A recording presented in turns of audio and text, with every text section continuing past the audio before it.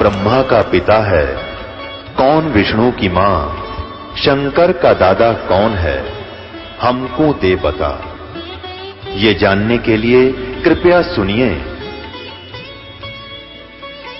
जगत गुरु तत्वदर्शी संत रामपाल जी महाराज के अमृत वचन सर्व पवित्र धर्मों के पवित्र शास्त्रों के आधार पर। पूर्ण ब्रह्म सारी सृष्टि के रचनहार, कुल मालिक, अनंत कोटि ब्रह्मांड के रचनहार कबीर परमेश्वर की असीम कृपा से आज इस घोर कलयुग में इस पवित्र नगरी दिल्ली मंडल के अंदर ये 6 अप्रैल सन 2004 से सत्यनारायण कथा प्रारंभ हुई। जिस नगरी के पुण्य उदय होते हैं उसमें ऐसे शुभ समागम शुरू हुआ करते हैं और जिन पुण्यात्माओं को ऐसे शुभ समागमों में आने का सुअवसर प्राप्त होता है वो बहुत ही पुण्यकर्मी प्राणी होते हैं। कहा है सकल पदार्थ है जगमाही पर कर्महीन नर पावे नहीं। असंख्य युग बीत गए, हमने यही काम करते करते हम ही मर जाते हैं, लेकिन ये काम समाप्त नहीं होते। एक सत्संग में आने में रुचि नहीं बनती तो हमारी कर्महीनता है, कुछ ज्ञानहीनता है। हम सोचते हैं कि कहीं हमारा आज का काम खराब ना हो जावे, नौकरी पर ना जाऊं तो तनख्वाह कम हो जावे, व्यापार में ना जाऊं तो घाटा पड़ जावे, मजदूरी ना करूं तो आज के 100 रुपये चले जाएंगे। ये हमने जब ज्ञान होगा जब हम सत्संग में आएंगे। ऐसे एक भक्त से दास ने प्रार्थना की, क्या वो रिक्शा चलाया करता और हमने गाय भैंस रखी हुई थी, उसके लिए मैं कुछ बिनौड़े लेने गया था। मेरे पास स्कूटर था और रिक्शा में वह बिनौड़े डाल दिए और उसको साथ साथ में स्कूटर पर चल रहा था। तो मैंने उसको काफी समझा भी दो भगवान का भजन करा करो, ऐसे वहां सत्संग है, सत्संग में आइयो। जब ये दास सत्संग नहीं करता था तो रिक्शा वाला कहता है जी पेट क्यों कर भरेगा, कैसे भरेगा अगर मैं सत्संग में आऊंगा तो, बच्चे भी हैं, मजदूरी करके खाना करके ही तो खाना पड़ता है। मैंने कहा भी दिन में मजदूरी कर ले, शाम में आ जाना, रात का भी सत्संग होता है। तो बोला क्या रखा है जी, किसने देखा भगवान, टाइम कौन लगता, मुझे समय नहीं लगता। 2-3 बार प्रार्थना की, आखिर नाराज हो गया। कहने लगा जी मैं नहीं आ सकता, समय नहीं मेरे पास सत्संग आने का। अच्छा भाई। अब क्या हुआ उसके साथ, वहीं रास्ते में एक छोटी सी नाली थी, जैसे पानी निकालने की होती घरों की, वो दूसरी गली में चला गया गलती से। मैं एड्रेस बता के आगे आ गया था अपने घर पर। वहां क्या हुआ, उस नाली में रिक्शा का झटका वटका लगकर पहले तो रिक्शा पड़ी, उसके पैर के ऊपर दोनों बोरी रिक्शा दोनों पड़ गई और टांग टूट गई। टांग टूट गई तो पता लगा भी वो रिक्शा वाला ऐसे चोट लग गई, वो आपका बिनौले लेकर आया था, दूसरी गली में चला गया गलती से। उसको उठा के लाए, फिर उसकी वो प्लस्तर करवाया। अब वो अपने घर पर भेज दिया उनके पे। अब वो 3 महीने खाट पर बैठा रहा और जब 10 में 1 घंटा 2 घंटे 4 मतलब 1 दिन भी परमात्मा के लिए नहीं था, वह मजदूरी भी गई और वह चोट लगी न्यारी और साथ में पैसे लगे।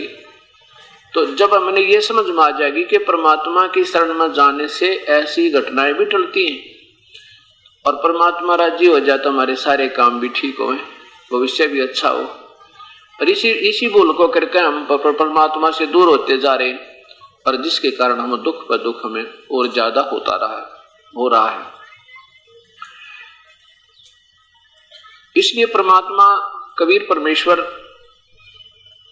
अपनी कृपा से शुभ समागम किसी पवित्र क्षेत्र में करवाते हैं, हमारे जैसे दास की ड्यूटी लाके, और आप जैसी पुण्यात्माओं को अपने मूल ज्ञान का, अपने मूल स्थान का, वास्तविक कर्म का ज्ञान कराने के लिए।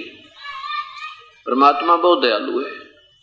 वो परमेश्वर कबीर साहब वो कुल मालिक है, सारी सृष्टि का रचनहार है, वो बड़ा दयालु है और हम सभी उसी की आत्मा है। अब हम इस काल का फंस गए, इस ब्रह्म का, और इसने हमारे साथ बड़ा बदसलूक किया हुआ है। हमारे को अपना मूल पिता भी बुला दिया, ज्ञान सारा अधूरा करवा दिया अपने अनजान संतों के अंदर स्वयं प्रवेश करके, और असंग जन्म हो गया हमने जन्मते और मरत्या ने। असंग जन्म हो गया संतान संपत्ति की, ऐसे ही हम सुरक्षा करते हैं, और ना संतान रहती है हमारे साथ, ना संपत्ति रहती है, और एक सेकंड में मर जाते हैं, फिर ना जाने क्या हो जाता है। एक समय ये दास सत्संग करने जाता था पंजाब में, सेकंड संडे का, द्वितीय रविवार को। तो वहां हमारे सेवकों ने, वहां हमारे गुरुदेव का एक आश्रम बना हुआ है। गुरुदेव जी के श्री सतलोक गमन करने के उपरांत इस दास ने कि वहां उन संगत की प्रार्थना पे ड्यूटी लगी थी सत्संग करने की। तो वो सेवकों ने कहा, अपने एक रिश्तेदार आ गया उनका, और उसको कहा कि आप कल सत्संग सुन के जाना। शुक्रवार को आया था, वो शनिवार को जाने लगा। तो उन्होंने कहा कि आप कल रविवार है और 10 से 12 सत्संग होगा, आप सत्संग सुन के जाना। तो कहता जी सत्संग तो हम सुनते हैं, वहाँ टीवी पर भी सुन लेते हैं, ऐसे भी जाता रहता हूँ मैं सत्संग को तकरीबन। तो हमारे सेवकों ने कहा कि सत्संग बहुत सुने होंगे, परंतु आपने ये सत्संग और सुन लो एक बार।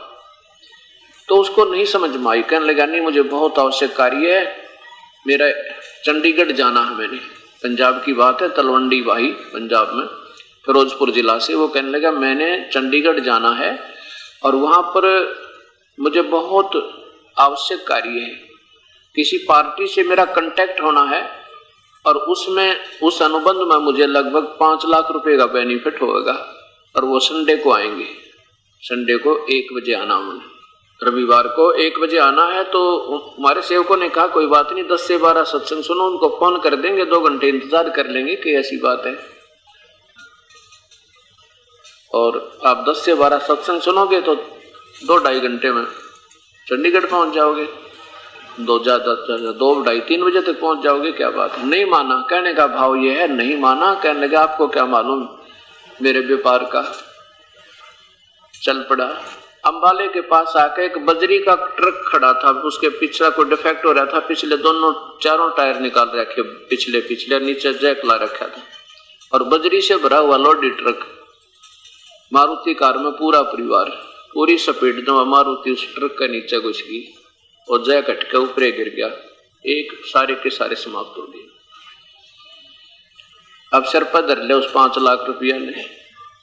क्या बताते हैं कबीर परमात्मा, कहते हैं राम नाम कड़ुआ लगे, राम नाम कड़ुआ लगे, ये मीठे लागे दाम, दुविधा में दोनों गए, भाई माया मिली ना राम। अगर वो सत्संग सुन लेते तो शायद यह दुर्दांत घटना ना घटती, क्योंकि परमात्मा की शरण में आने से आई टड़ा बला, और जय मस्तक में सूड़ी होगा कांटे में टल जाए। हम परमात्मा के संविधान से बहुत दूर हो गए, और जिनको किसी देश के संविधान का ज्ञान ना होता वही लोग दोष वही करते हैं, वो लोग वही पाप करते हैं, वही कानून भंग करके फिर सजा पाते हैं। इसलिए हम परमात्मा के संविधान से दूर होने से दोषी होते जा रहे हैं, और डर नहीं लग रहा हमने जो हम क्रिया कर रहे हैं ये शास्त्र विरुद्ध है, कानून के विरुद्ध है, तो हमें इसकी सजा भी उठानी पड़ेगी। इसलिए परमात्मा कबीर परमेश्वर कहते हैं कि परमात्मा की भक्ति करो, कबीर हरि की भक्ति करो, तज विषयों रस चोज, और बार बार ना पाओगे ये मनुष्य जन्म की मौज। वह पृथ्वीपति चकवे गए जिनके चक्कर चलंत, पृथ्वीपति सारी पृथ्वी के राजा भी चले गए जो शासन करते थे, और उनके साथ कुछ नहीं गया, जो उनके साथ जाना था उसका उन्होंने ध्यान नहीं दिया। क्या बताते हैं, कबीर हरि के नाम बिना ये राजा रे सब हो, मिट्टी लदे कुमार के, घास न डाले कोई। देख कितना कष्ट बनेगा उस प्यारी आत्मा राजा को। क्या बताते हैं कि राजा से ज्यादा सुख सुविधा युक्त और राजा से समर्थ आम व्यक्ति नहीं है।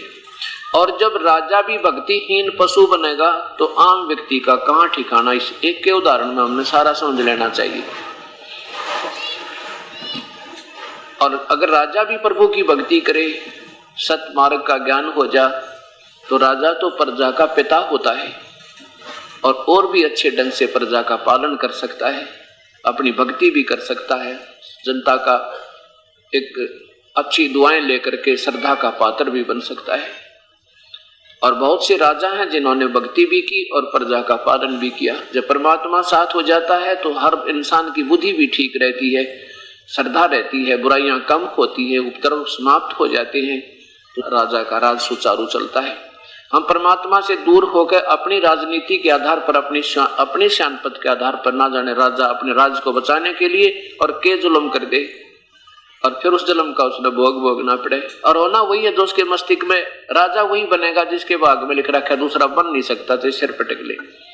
इसके लिए फिर बुराई भी क्यों करे, प्रभु पर छोड़ दे, प्रयत्न करे, ठीक है, नहीं सूत बैठा तो उसकी रजा समझे। ऐसी जब भावना हमारे अंदर हो जाएगी तो परमात्मा हर इंसान के साथ हो जाता है जो उसकी सतमार्ग पर, उसके संविधान से चलता है। अब वो राजा जो भक्ति नहीं करेगा तो फिर क्या होगा, गधा बनेगा। और गधे के साथ क्या सलूक होता है सबको मालूम है। क्या सलूक होता है कि नीचे से कुम्हार पजावा लगाता है, पजावा, उसमें यानी एक लोकल ब्रिक किलन होता है, उसमें नीचे से कच्ची ईंटें उसके बोरे में डाल देता है 2.5 मन, और वो चढ़ता 50 फुट की ऊंचाई पर, और वहां कच्ची उतारता है और पक्की फटाफट उसके आमा फिट करके उसको धक्का दे देता चल। और सुबह से लेकर शाम तक पानी भी नहीं पियाता उसको, चारा भी नहीं चरने का समय देता। शाम के समय जो बिल्कुल सारा काम से फारिग होगा तब उसको धक्के दे देगा, चल तू बनी में जंगल में घास अपना पेट भर का।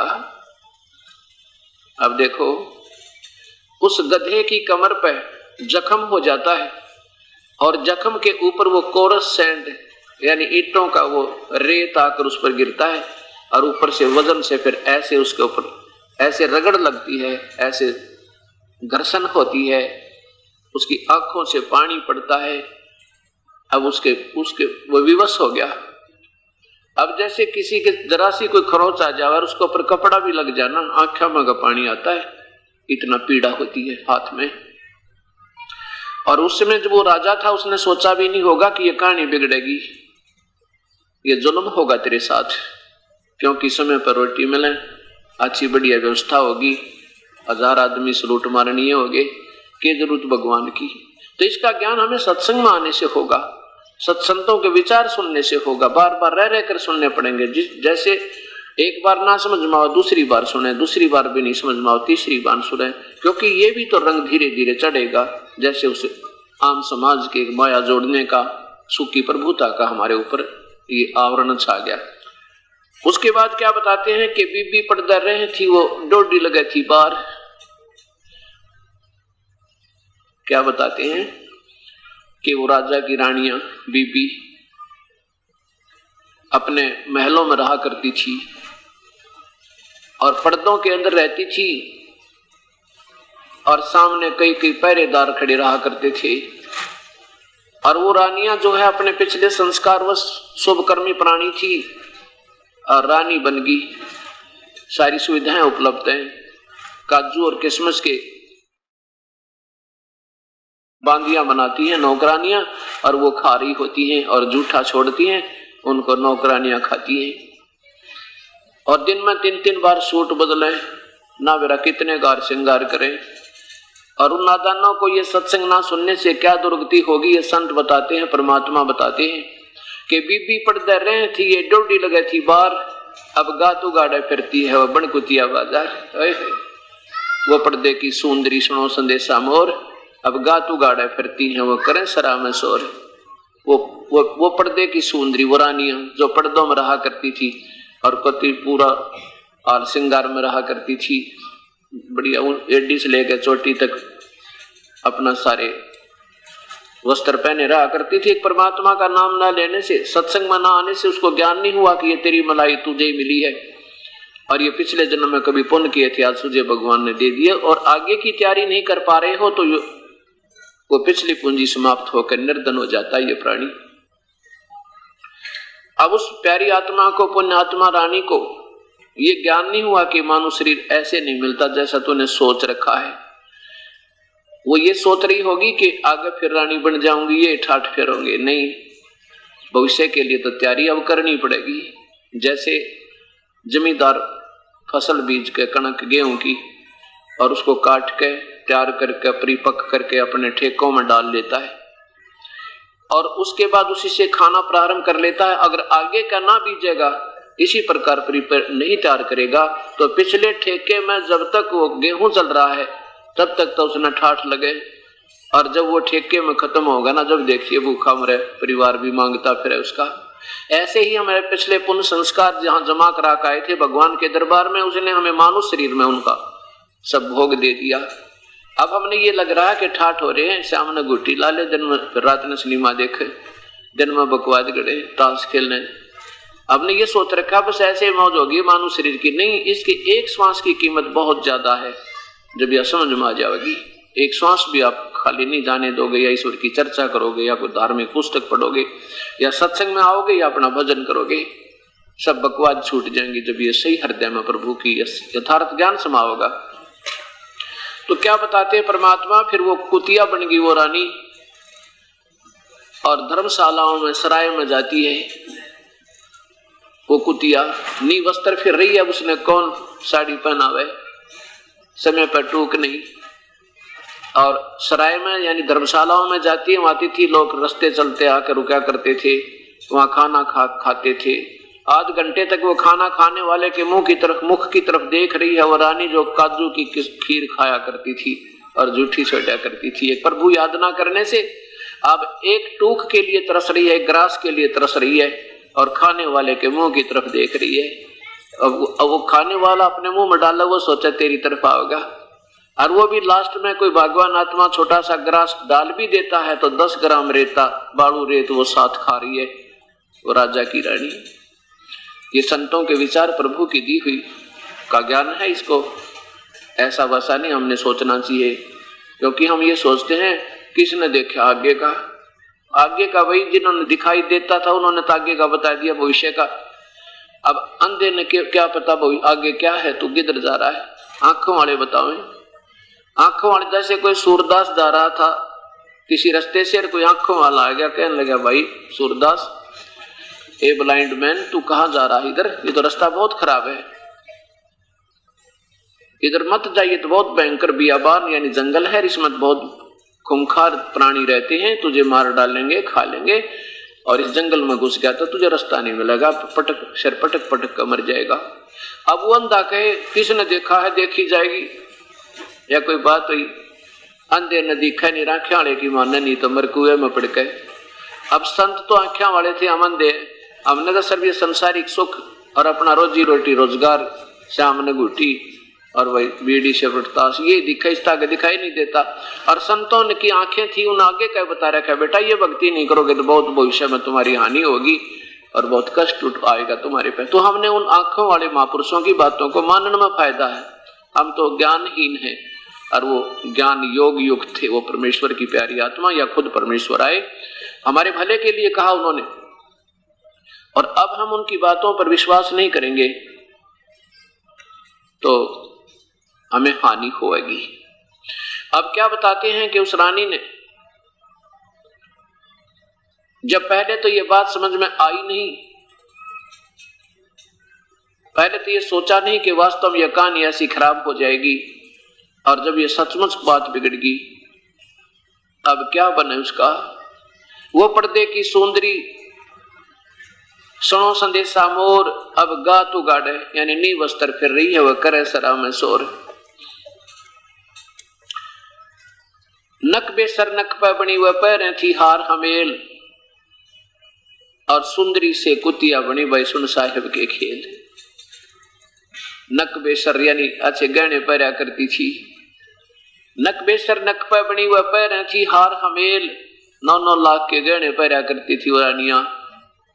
और सुंदरी से कुतिया बनी भाई सुन साहिब के खेल। देखो परमात्मा की कैसे रजा है कि जो परमात्मा के संविधान को तोड़कर मनमर्जी से चलते हैं उनके साथ ये कष्ट होते हैं। इसलिए परमात्मा बताते हैं कि राम नाम रटते रहो जब तक घट में प्राण, और कभू तो दीन दयाल का भनक पड़ेगी कान। श्वास उश्वास में नाम जपो भाई फिर था श्वास मत खो, और ना जाने इस श्वास का फिर आवन हो कि ना हो। अब प्रसंग चल रहा है कि भगवान की भक्ति करो, प्रभु को याद करो। वो परमात्मा कौन है जो भक्ति करने योग्य है, और वो विधि कौन सी है जो शास्त्र अनुकूल है। अब 4 दिन के सत्संग में आपको यही फैसला होगा। जिन पुण्यात्माओं को 4 दिन का सत्संग श्रवण करने का यह शुभ अवसर प्राप्त होगा, धन भाग हो जाएंगे वो, उनकी कई पीढ़ी तक का सुख होगा। अभी तक हमारे पास ये सत्ज्ञान नहीं पहुंचा, जबकि हमारे शास्त्रों में पहले विद्वान है ये। और इसके विपरीत दंत कथाएं बनाने वाले महापुरुषों ने अपना भी जीवन खोया और साथ में इन प्यारी आत्माओं को गुमराह करने के दोषी और बन गए। अब वो परमात्मा पूर्ण ब्रह्म है जिसकी भक्ति हमने करनी चाहिए। जैसे आपने कल के सत्संग में सुना था कि वो परमात्मा कैसा है, वो आकार में है और मनुष्य जैसा है, और उसी परमात्मा के शरीर से तेज निकल रहा है, प्रकाश निकल रहा है। कल आपने 4 पवित्र धर्मों के पवित्र शास्त्रों में यह प्रमाण मिला कि वो परमात्मा सशरीर है, मानव सदृश है, उनका तेजो में शरीर है, उसका नाम कबीर है। अब ये तो शास्त्रों ने बता दिया कि परमात्मा कोई पूर्ण ब्रह्म है जिसने सारे ब्रह्मांडों को रचा और 6 दिन में सृष्टि रची, 7वें दिन तख्त पर अपने मूल स्थान सतलोक में चला गया, और वो कबीर नाम है उसका। अब ये बाकी रहा कि वो कबीर क्या यही है जो काशी में आया था दुल्हा बन के? हाँ, ये वही है। अब इसके लिए प्रत्यक्षदर्शी संत जिन्होंने आंखों देखा उस प्रभु को, जिन्होंने प्राप्ति हुई सतपुरुष की, कल आपके सामने पवित्र आत्मा आदरणीय श्री गुरु नानक देव जी ने आंखों देखा हाल अपने परमेश्वर कबीर साहब का। जब सचखंड में देखा सतलोक में उस परमेश्वर को, और फिर काशी में देखा था उस दुल्हा का काम करते हुए खड्डी में बैठ के, जब कहा था ये फाई सूरत मलुक की वेश, ये वही परमात्मा जो मैंने सतलोक में देखा था। और वहां मेरे पास जब ये गया था बेई नदी पर, वहां इसने जिंदा रूप बना रखा था, जिंदा महात्मा का, और यहाँ पर इसने अपनी साधारण वेशभूषा जैसे बनारस के लोगों की होती है, धोती और कुर्ते में बैठ के अपनी फाई सूरत, जो कि तो वही सूरत है, वही भगवान है ये। और मलुक की वेश, जिस मुल्क में जिस क्षेत्र में जाता है ये वैसा वेश बना लेता है, और सतलोक में जब पहुंचा तो वहां तेजो में शरीर बना लिया इसने। फाई सूरत मलुक की वेश, ए ठगवाड़ा ठगी देश, खरा सियाणा बहुते बार ये धानक रूप रहा करता। कल आपने पवित्र गुरु ग्रंथ साहिब के अंदर उस पवित्र आत्मा की अपनी आंखों देखी वाणी का दर्शन भी किया और साथ में श्रवण भी किया। ए ठगवाड़ा ठगी देश, ठगवाड़ा ठगी देश कैसे कि ये किसी को ये भेद नहीं लगने देता कि मैं पूर्ण ब्रह्म हूं। ये जैसे प्यार में कहा करते हैं ना, ए ठगवाड़ा ठगी देश, और खरा सियाणा, इसको ऐसा ना समझो ये तुमने क्या गंवार सा लगता है ये जुलाहे के रूप में। खरा सियाणा बहुते भार माने ऐसा नहीं है जैसे तुमने एक जुलाहा दिखाई दे है कि यूजलेस आदमी नहीं, बहुत बहार यानी बहुत वजनी, बहुत कीमती है ये, यानी बहुत ही इसकी वैल्यू है, ये परम पिता है। खरा सियाणा बहुते भार ये धानक रूप रहा करतार, मैं कीता न जाता हराम कोर।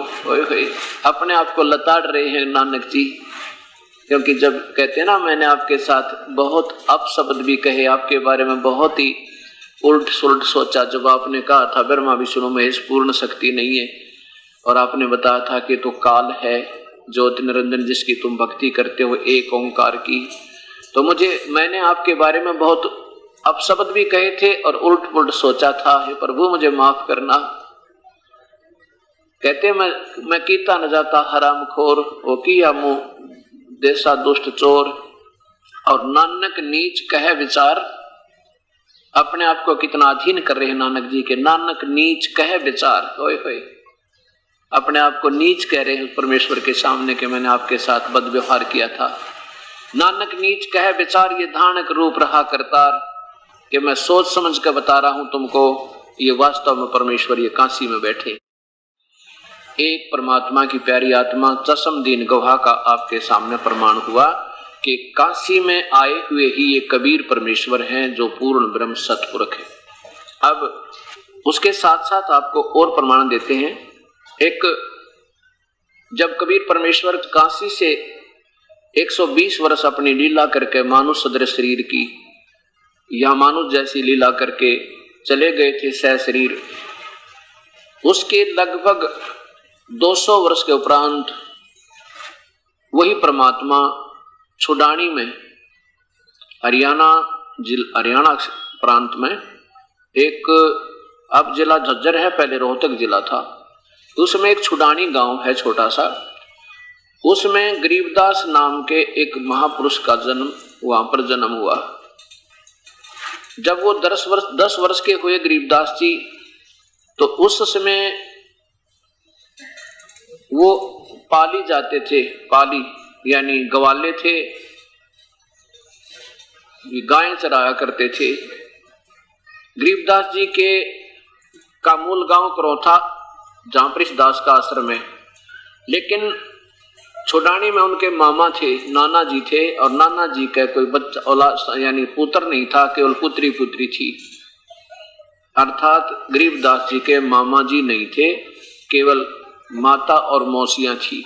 उनके नाना जी ने गरीबदास जी के पिता श्री बलराम जी को अपना घर जमाई के रूप में वहां रख लिया था। उनके नाना जी का नाम चौधरी शिवलाल था और श्री शिवलाल जी के 2500 बीघा जमीन थी, और उनके वारिस फिर गरीबदास जी बने थे। तो जब वो छोटे से थे 10 वर्ष के, सन 1717 में गरीबदास जी का जन्म हुआ, आविर्भाव हुआ, और सन 1727 की बात है जब ये वहां पर कबीर परमेश्वर का दर्शन हुआ प्रत्यक्ष रूप में, मनुष्य जैसे रूप में, ज्यों का त्यों। ये गरीबदास जी और साथ 10 वर्ष के और साथ में अन्य कुछ बड़े बड़े पाली गवाले भी वहां सामूहिक रूप से गायें चराने जाया करते थे, और गरीबदास जी के अपने ही नाना जी के खेतों में ये गायें चरा रहे थे। छुडानी से एक कबलाना गांव है 2 किलोमीटर की दूरी पर, उसमें को रास्ता जाता था कच्चा। उस रास्ते के ऊपर ही एक जांटी का पेड़ था, जांटी का पेड़, और फागुन सुदी द्वादशी की बात है। फाल्गुन सुदी द्वादशी वहां वो गायें चरा रहे थे। दोपहर का समय था, 10, 11, 12 बजे का समय था। तो वो पालीगण इकट्ठे होकर के उस जांटी के पेड़ के नीचे बैठे थे। गायें कुछ बैठी थी, कुछ चर रही थी। उसी समय वो परमेश्वर पूर्ण ब्रह्म आए और उनको आकर के राम राम कहा। सब पालियों ने कहा आओ राह चलते, राम राम, बैठो बाबा जी। उसमें भी उस परमेश्वर का स्वरूप जिंदा महात्मा के रूप जैसा था। जिंदा महात्मा, मुसलमानों में एक जिंदा महात्मा होते हैं, ऊपर एक टोप सा बनाते हैं, ऐसे गोल गोल चोटे का, लंबा सा चोटा होता है उसका टोप का, और एक ओवरकोट होता है बिल्कुल जैसे ये कमीज सा पहन रखा है, ऐसे काले रंग का, और एक ही होता नीचे तक, बस वो पहना होता, उसको जिंदा महात्मा कहते हैं। उस जिंदा महात्मा के रूप में वो पालियों के पास, ग्वालों के पास आकर खड़े हुए परमेश्वर। तो सभी ने खाना खा लिया था, कुछ खाना खा रहे थे, तकरीबन कुछ एक ने खाना खा लिया था, कुछ खा रहे थे। तो उन्होंने कहा कि आओ महात्मा जी भोजन पाओ। कबीर साहब ने कहा भी नहीं, खाना तो मैं खा कर आया हूं। कौन से गांव से आए हो? कि मैं सतलोक से आया हूं। ये सतलोक कहाँ है आपका? कहां से है ये गांव? कि यहाँ से 16 शंख कोस की दूरी पे है। अच्छा ले दूर होगा भाई, आजा फिर रोटी तो खाओ। अग्नि खाना नहीं खाता भाई, दूध तो पी लो जब, क्योंकि पहले अतिथि सेवा बहुत होती थी और कहा करते थे देखो दूध था अपना पीना ही पड़ेगा, ऐसे आग्रह किया उन्होंने। तो परमात्मा ने कहा भी ठीक है, दूध पिलाना चाहते हो तो दूध पीऊंगा, पर मैं पीऊंगा ऐसे जैसे मैं कहूंगा ऐसे पिलाओगे तो पीऊंगा, नहीं तो नहीं पीऊंगा। अब बताओ, जैसे कहोगे वैसे पिला देंगे। कि कंवारी बछिया का दूध निकालो वो पीऊंगा। कंवारी बछिया, गाय की बच्ची का, यानी जो ब्याई ना हो कभी भी, उसको कंवारी कहते हैं। तो वो जो सियाने सियाने पाली बड़े बड़ी उम्र के थे, वो कहने लगे बाबा जी आप मजाक करते हो, फिर आपकी दूध पीने की नीयत नहीं है, अब तो मजाक करते हो। कंवारी गाय कभी दूध देती है बच्ची? कहाँ दूध देती है भाई, दूध देवेगी वह कंवारी बच्ची। तो उसमें वो छोटे से 10 वर्ष के बालक गरीबदास जी खड़े हुए और जाके एक कंवारी बच्चिया को पकड़ के ले आए। देखो महाराज जी, ना इसका बच्चा है ना इसके सतन है, ये दूध कैसे देगी? कबीर साहब बोले कि जो तुम्हारा ये पानी वाला पात्र है ना, इसको खाली करो और इसके नीचे रख और देख बताऊं कैसे दूध देगी। अब जो ही उसने गरीबदास जी ने वो पात्र उसके सतन के नीचे कर दिया, बच्चा था जैसे बच्चे की तरह चासा चढ़ता है, और परमात्मा ने कबीर साहब ने ऊपर थबकी लगा दी उस गाय की कमर पे। इतने लंबे लंबे सतन हो गए, दूध सरवन लग गया उसमें से, और जब वो पात्र भर गया दूध बंद हो गया। लेके गरीबदास यानी 10 वर्ष के वो बच्चे पहुंचे, ले बोले महाराज जी दूध पियो। कबीर साहब ने आधा पी लिया, आधा पी करके कहा कि ले भाई बच्चों पा लियो, तुम भी पी लो, ये अमृत है, ये यहाँ का दूध नहीं है, ये सतलोक तो आया है। अब दूसरे जो सियाने पाली थे ना, समझ बड़े बड़े थे, वह बोले हम ना पीवा, ये पाप का दूध है, उठ को चले गए दूर। और उस गरीबदास जी से कहा ले बेटा तो पी ले। गरीबदास जी बोले ला महाराज, आपका जो अमृत, आपका जो मीठा दूध हमने कद कद मिला है। आधा गरीबदास जी ने पिया, आधा परमेश्वर ने। फिर गरीबदास जी को कबीर परमेश्वर समझाने लगे, बेटा भक्ति करा करो भगवान की, ये मानव शरीर बार बार नहीं मिलता।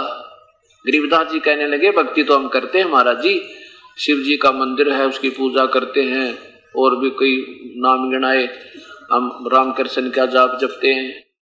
कबीर साहब ने कहा बेटा ये भगवान पूर्ण नहीं है, ब्रह्मा विष्णु महेश ये स्वयं नाशवान है, इनकी जन्म और मृत्यु होती है। अब काफी कुछ कहा उनको, और एक परमात्मा और है जो पूर्ण ब्रह्म है, और मैं उसके पास आता जाता हूं, अपना डबल रोल करके कह रही, और वहां जाने के बाद फिर कभी मृत्यु ना हुआ है। देखो आज से कितना साधन संपन्न व्यक्ति है, और कल मर जाएगा तो उसके साथ कुछ नहीं जाता पुत्र। असंख्य जन्म हो गए, जन्मते और मरते ने, अभी तक ये जीव का कल्याण नहीं हो पाया। और कितना कष्ट है, किसी की टांग कटी हुई है, किसी की आंखें फूटी पड़ी हैं, किसी को कोड लगा हुआ है, किसी का बेटा मर गया, किसी की बेटी मर गई, किसी को व्यापार में घाटा, रात में नींद नहीं आती। तो पुत्र ये कोई जीवन है? यहाँ का एक ऐसा स्थान है जहां पर जाने के बाद कभी जन्म मृत्यु नहीं होता, और वहां पर ना कोई दुख है, ना कोई कष्ट है, ना कोई मृत्यु है। इतना सुंदर शरीर मिलेगा, वहां परमात्मा के दर्शन होते रहते हैं, इतना प्यार से प्राणी रहते हैं, कोई मुकदमा नहीं, कोई लड़ाई नहीं, कोई झगड़ा नहीं। और ना कि तब पाड़ी जाना, क्यों पाड़ी ना दुख बहुत होया करे। तो कहने लगे हे भगवान, फिर वो कहाँ वो भगवान, कैसे जाया जा सकता है वहां पे? कबीर साहब बोले मैं मंत्र दूंगा उसके पाने का, और उसका जाप किया करिए बेटा, फिर जब तेरा पूरा समय होगा ना इस मानव शरीर का, फिर तू मेरे वहां पहुंच जाएगा वहीं पर, और मैं तुझे लेने आऊंगा। फिर गरीबदास जी कहने लगे मन मुझे एक बार दिखा दो बाबा जी वो स्थान, फिर मेरा विश्वास हो जाएगा। कबीर साहब बोले अच्छा तो पहले तुझे दिखाता हूँ, बैठ जा। तू बैठ गया अपना, कहने लगे ले मंत्र जाप करिए, नाम दे। पहला नाम दिया, जलपान जैसे दूध के साथ वो पेय पदार्थ के साथ दिया जाता है, और कहने लगा अब चल मेरे साथ। शरीर वहीं छोड़ दिया, आत्मा निकाल ली। ब्रह्मा का लोक दिखाया, विष्णु का लोक दिखाया, शिव का लोक दिखाया, धर्मराज का लोक दिखाया, फिर ये काल दिखाया कि देखो बेटा ये काल बैठा जिसको ये निराकार मान्य चारों धर्म, ये तीनों धर्म जो है ना, जिसको पहले चौथा धर्म नहीं था बाद में बना, ये तीनों, हाँ चारों धर्म बन चुके थे उसमें। हाँ कहते चारों धर्म अब जिसको निराकार मानते हैं ये दिखाओ, आपको दिखाता हूं। ये बैठा वो काल ज्योत नरेंद्र जिसको ओंकार कहते हैं, जिसी को मुसलमान बेचून कहते हैं और ईसाई उसे फॉर्मलेस गॉड कहते हैं, आकार रहित तो भगवान। ये देखो ये बैठा आकार में, और जैसे अर्जुन को दिखाया था उसने अपना रूप ये वही काल है, ये बैठा यहाँ पर। और ये तपतशिला दिखाई, देखो बेटा यहाँ पर 1 लाख प्राणियों को, मानुष शरीरधारियों को रोज खाता है यहाँ पर भून कहिए। इसके लिए इसने अपने तीनों पुत्रों ब्रह्मा विष्णु महेश की ड्यूटी ला रखी है। ब्रह्मा शरीर पैदा करवाओ बच्चे, और विष्णु जी यहाँ पर सती थी प्यार, इनमें एक दूसरे में मोह ममता पैदा करके रोके रखे, और शिव जी मार कर यहाँ भेज देता है। और फिर वहां जब जाते हैं तो ये काल बैठा है अंतिम स्थल पर। कहां पर? बिल्कुल 21वें ब्रह्मांड के अंत में। ये देखिएगा, ये काल यहां बैठा है इस 21वें ब्रह्मांड के आखिर में। ये ज्योत निरंजन काल के 21 ब्रह्मांड का लघु चित्र, ये तपतशिला है। और ये काल यहां बैठा है इस स्थान पे, और यहां आता है इस बहुत बड़ा क्षेत्र है, ये बहुत बड़ा। और यहां बैठा है इस द्वार के ऊपर। ये 11वां द्वार है। ये अभी तक हमने 10वां द्वार का जो है ना रट लगा रखी थी, ये 11वां द्वार है। यहां ये काल बैठा है।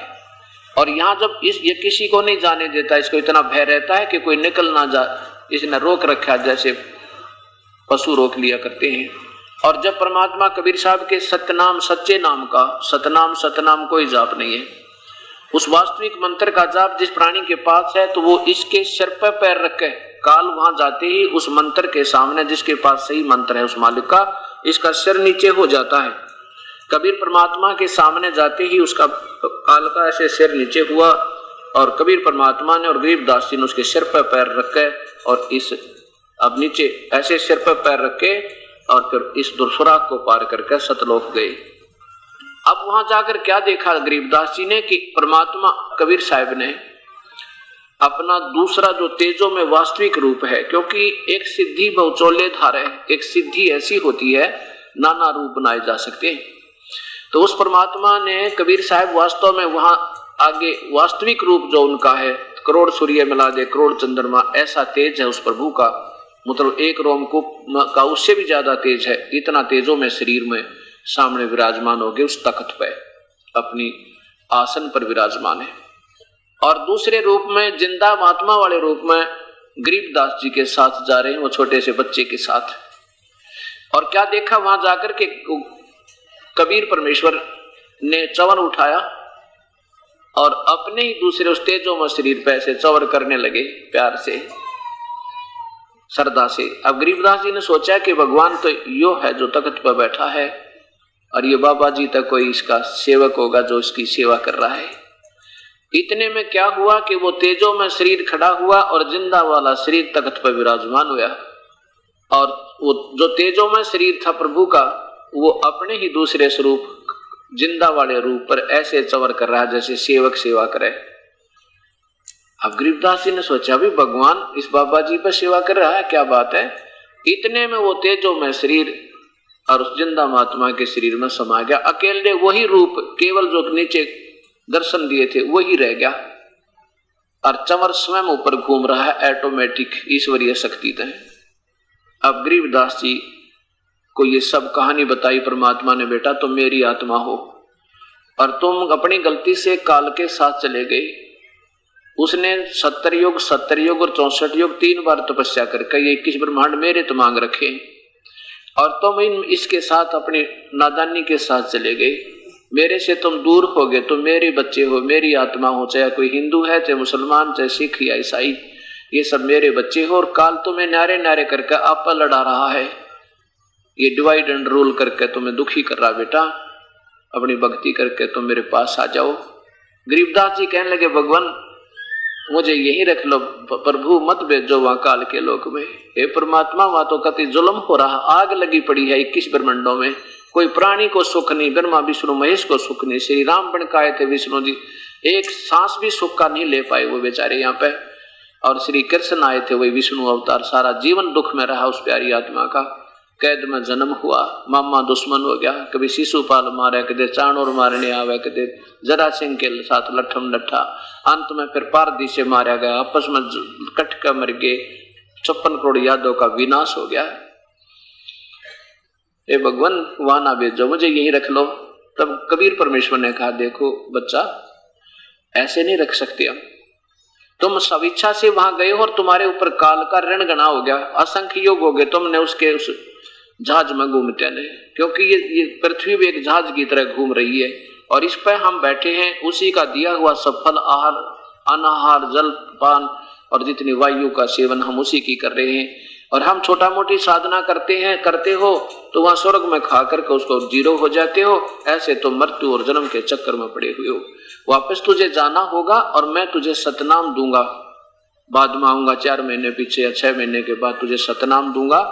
ये तो पहला मंत्र जाप कर और फिर तुझे सारनाम दूंगा। बेटे तेरे ऊपर हरदम पंजा रखूंगा अपना, और तू आप भी भक्ति करना और सारे औरों को भी बताना, और फिर पूरी कमाई करके उसका ऋण मुक्त होकर तू यहाँ आ सकते हो, नहीं तो यहाँ रख नहीं सकता मैं तुम्हें। ये नियम है। उधर से क्या हुआ, गरीबदास जी तो अपने परमात्मा के चरणों में जा गए हुए हैं। उधर से जब काफी देर होगी, वो गरीबदास जी का शरीर, वो 10 वर्षीय बच्चा ऐसे बैठा है, आंखें खुली हैं लेकिन बैठा है जो का तो शरीर समाधि की तरह।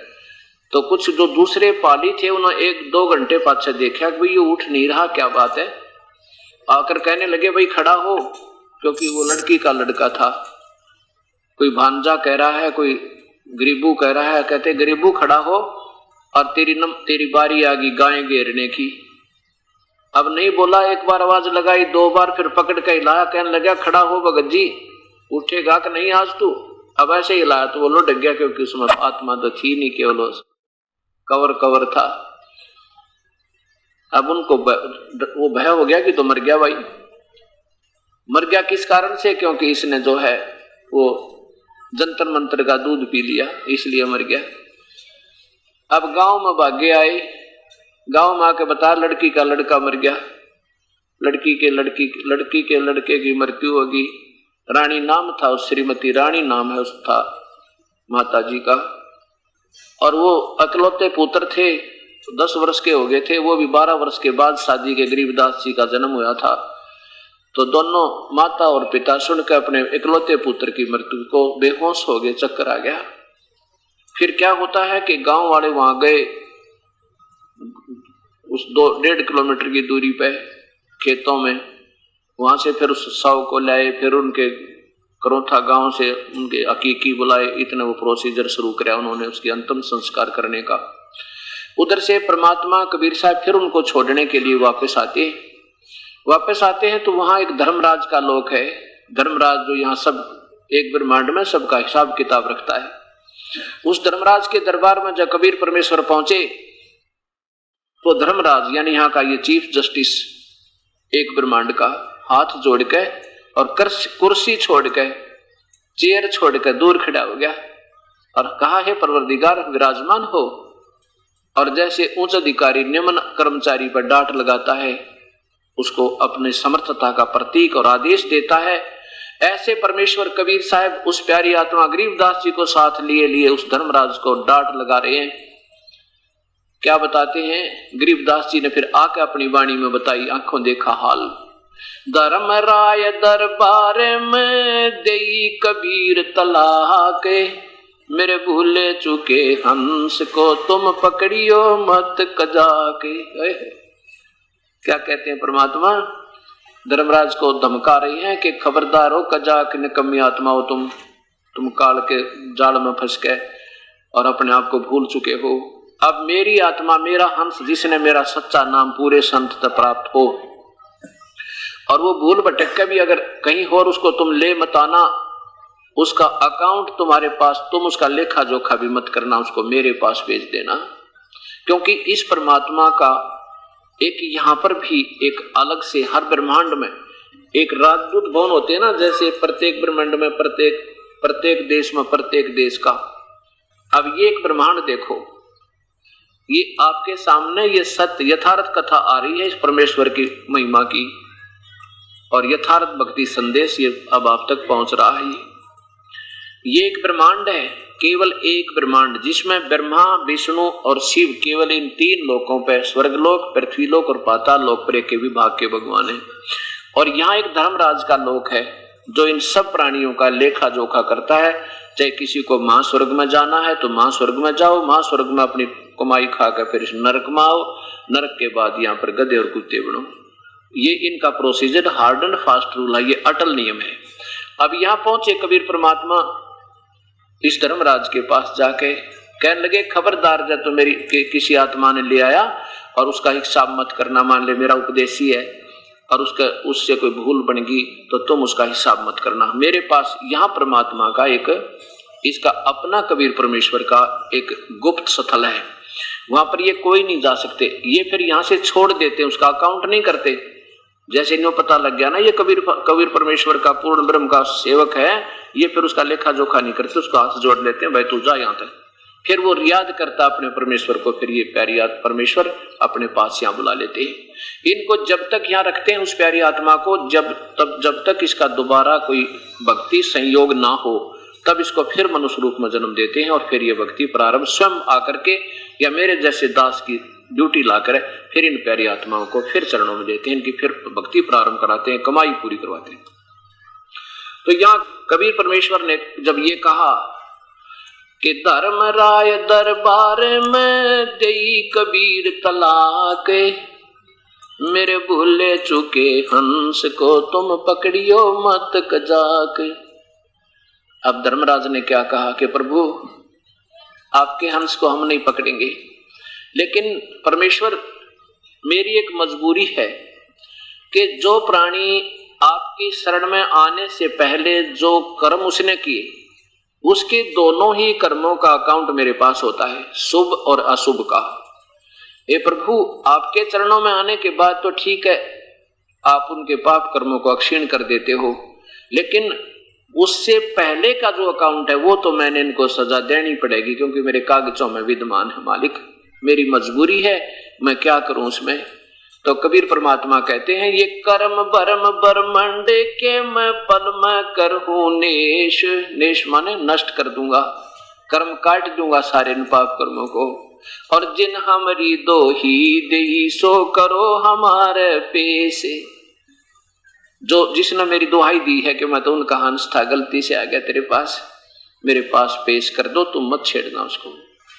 बोले पुरुष कबीर से धर्मराय कर जोड़े, आपके हंस को पकड़ो नहीं मुझे 2 ही लाख करोड़े। हाथ जोड़ कर कहे परमात्मा तेरे हंस न मैं नहीं, आपके हंस न मैं नहीं पकड़ूंगा। अब ये नकली कबीर पंथियों के ऊपर लागू नहीं है कि देखो इन्होंने सोचा हम भी नाम ले रखा हम भी कबीर पंथी है, नहीं। जो पंथ का क्या मार्ग अर्थ होता, पंथ माने वे रास्ता, जो रास्ता परमेश्वर ने बताया अगर उसके ऊपर चल रहे हैं तो कबीर पंथी कहलाते हैं। अब आपने मान लीजिए मथुरा से दिल्ली आना है तो हम सफर हो गए, पंथी माने हम सफर, यानी उस मथुरा से दिल्ली आने का रास्ता एक ही है और उसमें जो आ रहे हैं तो वो सही मथुरा दिल्ली आने वाले पंथी हैं और वो जा रहे हैं उधर मध्य प्रदेश की तरफ, और फिर भी कहते हैं हम दिल्ली पंथी हैं। तो दिल्ली वाले पंथी नहीं, वो दिल्ली वाला रास्ता ही नहीं है, वो हमारे गलत जा रहे हैं, वो काहे के पंथी हुए। तो वो उनको भूल लगी हुई है, तो उन्होंने फिर देखना होगा कि वास्तव में हम कबीर पंथी हैं कि नहीं, कि हम कबीर साहब के बताए हुए मार्ग पर पूर्ण रूप से चल रहे हैं या नहीं चल रहे। तो उसके बारे में आपने इस दास के पूरे सत्संग सुनने पड़ेंगे कि वास्तव में आप कबीर पंथी हो भी कि नहीं। ठीक है, ये तो हम मानते हैं जो कबीर पंथी हैं परमात्मा कबीर साहब को परम शक्ति तो मानते हैं, इसमें तो कोई शक नहीं, लेकिन उनको उस परम शक्ति से लेने का लाभ का ज्ञान नहीं, तो उस जानकारी का क्या लाभ होया। मान लीजिए आपको पता है कि किसी जैसे मुख्यमंत्री एक बहुत बड़ी शक्ति है, बिल्कुल ठीक है, मानना भी चाहिए, तो सबने मानना चाहिए, लेकिन उससे लाभ कैसे मिलेगा, उसके लिए उसका खास आदमी पकड़ना पड़ेगा जो उसको अपना लाभ दिला सके। और प्रधानमंत्री का सबको मालूम है कि बहुत परम शक्ति है, ये तो अच्छी बात है, उसको ज्ञान अपने प्रधानमंत्री का, लेकिन उससे लाभ लेने के लिए वही व्यक्ति पकड़ना पड़ेगा जो उसका खास हो, जो वहां तक पहुंचा सके, मेरी जानकारी तो बात नहीं बने। तो ऐसे ये दास की प्रार्थना है, दास कोई किसी का दुश्मन नहीं, ना मुझे द्वेष है, लेकिन उस ईश्वर की रजा होगी मेरे पे। मैं भी आपकी तरह पहले ऐसे ही जिसने जो बताया उसकी साधना करने में आरूढ़ रहते थे और बड़ी श्रद्धा के साथ भक्ति किया करते थे। अब बबूल का बीज बीज के और उसमें पूरी श्रद्धा भी रखी जावे तो उसका यूजलेस है, आम नहीं लगे। आम ही बीज के और फिर वही श्रद्धा रखे, फिर उसका प्रतिफल सही मिले। ऐसा दास का कहने का तात्पर्य है। अब इतने में क्या हुआ, गरीबदास जी के शव को उठा के और चिता पे रख दिया और इतने में परमात्मा ने वो आत्मा उस शरीर में प्रवेश कर दी। उसके सारे बंधन अपने आप टूट गए जो ऊपर बांध दिया करते हैं जब उठा कर ले जाते हैं, और सारे शरीर में कंपन आई और कंपन हो गए, एकदम खड़े हो गए वो बच्चे। और फिर ये वाणी बोलने लगे, पर पटन पर लोक है जहां अदली सतगुर सहारे, भक्ति हेत से उतरे हे पाया हम दीदार। अलल पंख अनुराग है सुन मंडल रथीर, दास गरीब उधारिया मोए सतगुरु मिले कबीर। अनंत कोट ब्रह्मांड का एक रति नहीं भारे, सतगुरु पुरुष कबीर हैं ये कुल के सिरजन आरे। अब ये वाणी बोलने लगे। गांव वालों ने सोचा बच्चा जीवित तो हो गया, लड़की का लड़का, पर यू पागल हो गया, ये तो ऊट पटांग बोलने लग गया, ना जाने के भाषा बोला है। अब जब उन्होंने देख लिया वास्तव में हम कहाँ फंसे पड़े हैं, आदमी का जैसे दिमाग फेल हो जाया करे ना, ऐसी स्थिति हो जाएगी। जब आपको ये पता लग जाएगा हम भयंकर स्थान पर बैठे हैं, आपका चेतना लगा, फिर उस स्थान पर किस तरह छुटकारा हो आप यही सोचोगे। अभी तक तो आपको ज्ञान नहीं कि हम काल के मुंह में जान लग रहे हैं। अजगर मुंह बाएं बैठा है, मुंह खोले बैठा है काल, और 1 लाख मानव शरीरधारी प्राणियों का नियत आहार करता है। एक कल तो किसी का बेटा, किसी की बेटी, किसी का पूरा परिवार मर चुका और उनकी हाहाकार मच रही है। बाकी बच्चे भी ये सोच रहे हैं हमारा भी नंबर नहीं है, हम तो ठीक हैं। और यहाँ तो कहते हैं कबीर साहब, झूठे सुख को सुख कहे ये मान रहा मन मोद, ये सकल चबीना काल का कुछ मुख में कुछ गोदे। सकल चबीना काल का आहार है ये काल का, सब यहाँ पर कुछ मुख में वो तो खा चुका और बाकियों को खिला रहा है, पाल रहा है। तेरा कार है, तेरी कोठी है, तो लूट ले दुनिया ने, है मौज कर ले सारी, और कल ना पता किस टाइम बात बिगड़ जाए उसकी भी, फिर कुछ भी को ना, कुछ भी नहीं हमारे हाथ में। जब इन बातों का हमें ज्ञान होगा तब हम यहाँ से बिल्कुल एक ही दिशा उस परमेश्वर में रहेगी। ठीक, अपना संसारी काम भी करेंगे और डरते डरते करेंगे, भगवान कहीं कर्म ना बिगड़ जाए, किसी की आत्मा दुख ना जा, हमारी भक्ति हीन ना हो जाए। फिर तो ऐसी स्थिति आएगी।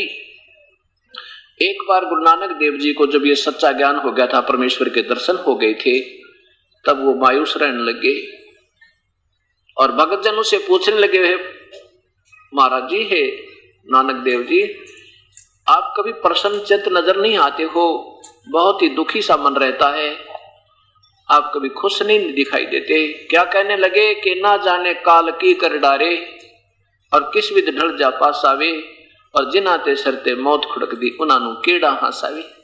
जिन पर 24 घंटे तलवार चले ना, मेरा कौन से का नंबर कब आ जा, बेटे का, बेटी का, भाई का, बहन का, कुलबे के, परिवार का। फिर भाई क्या किस चीज की हंसी यहाँ पर, किसकी खुशी मनाऊं।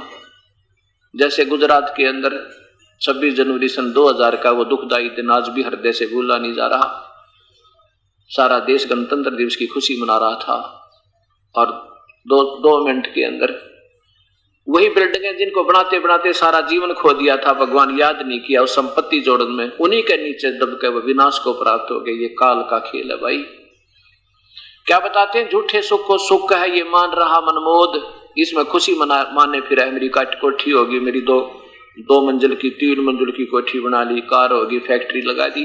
कहते इसने तो सुख मान गया नादान, ये तो झूठा सुख है, ये तो आपको धोखा देने के लिए बहका रखा है इस काल भगवान ने, ताकि इसको भगवान याद ना आवे और अपना जीवन व्यर्थ करके ये मानव शरीर को फिर 84 में चला जावे, ताकि ये फिर मेरे उस परमात्मा को ना पाले जिस जहां जाने से इसका जन्म मृत्यु छूट जावे। इसका ये मुख्य उद्देश्य यही है।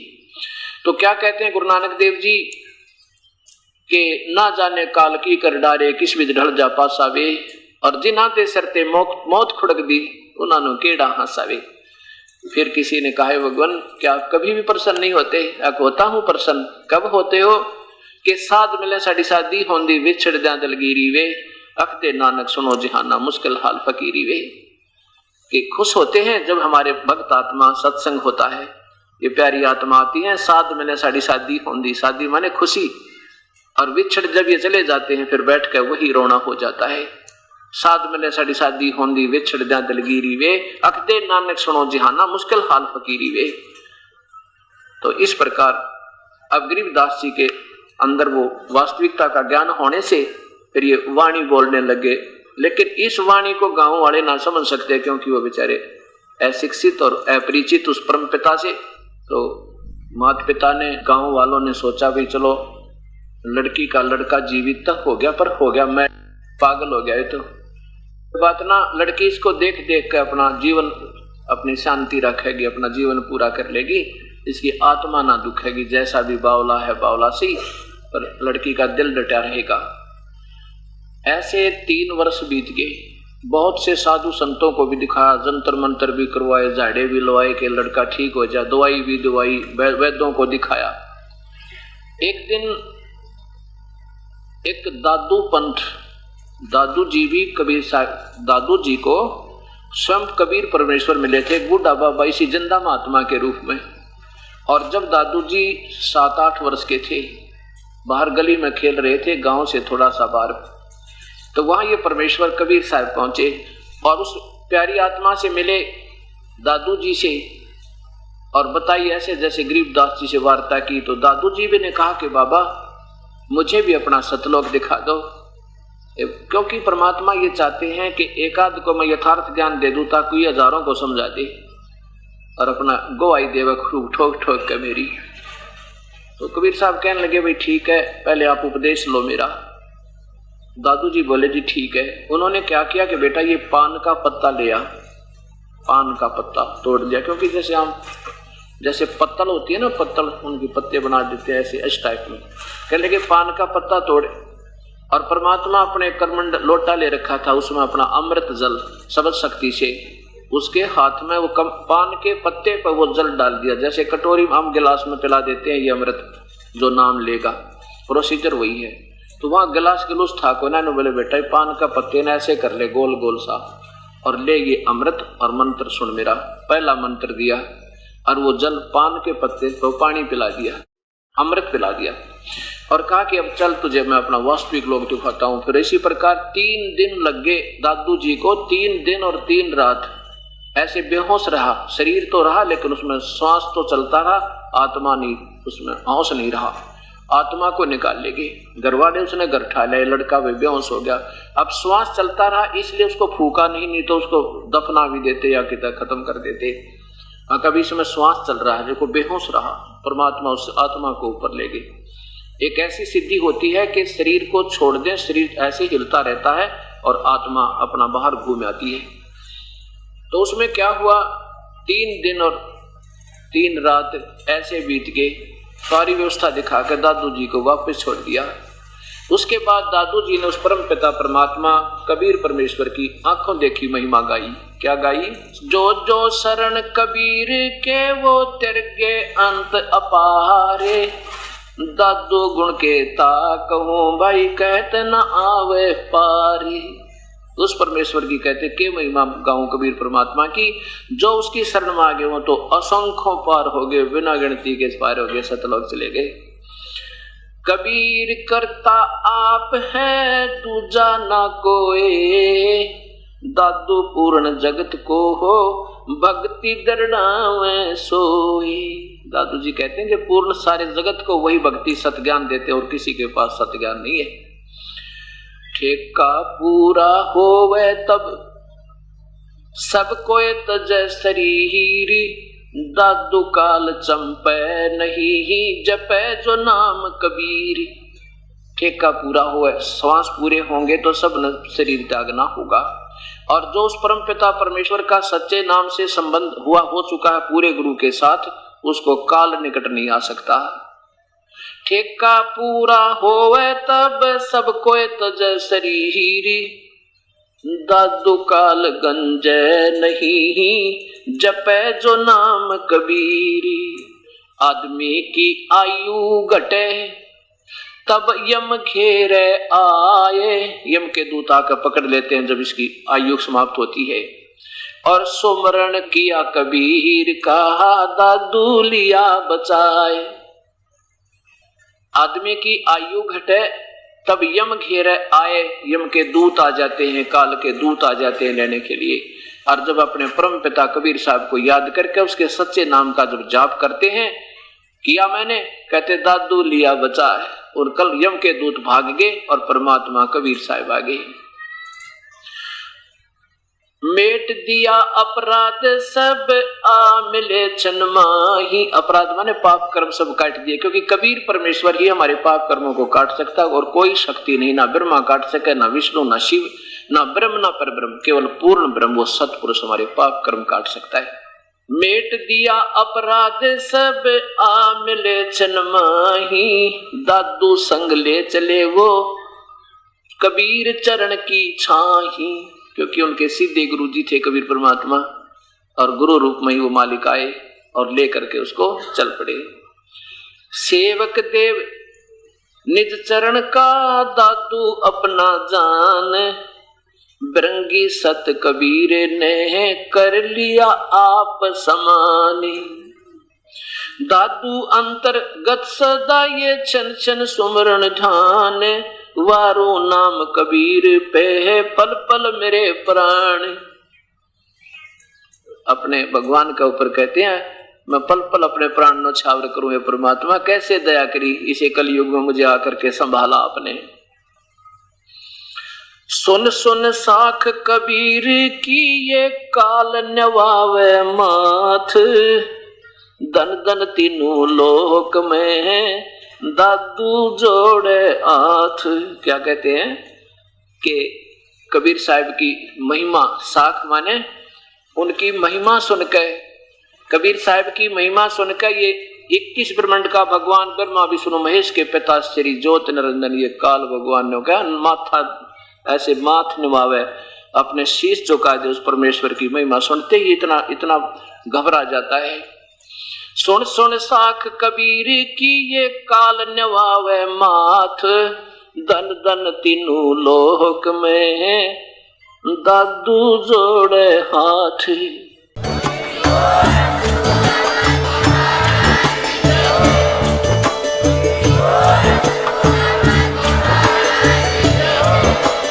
आप सुन रहे थे जगत गुरु तत्वदर्शी संत रामपाल जी महाराज जी के मंगल प्रवचन। अधिक जानकारी के लिए विजिट कीजिए हमारी वेबसाइट www.jagatgururampalji.org। संत रामपाल जी महाराज जी के शुभ आशीर्वाद से पूरे विश्व भर में 500 से भी ज्यादा नाम दीक्षा केंद्र हैं, जिन पर संत रामपाल जी महाराज जी द्वारा ऑनलाइन निःशुल्क नाम दीक्षा दी जा रही है। अपने नजदीकी नाम दीक्षा केंद्र का पता करने के लिए संपर्क करें 8222880541।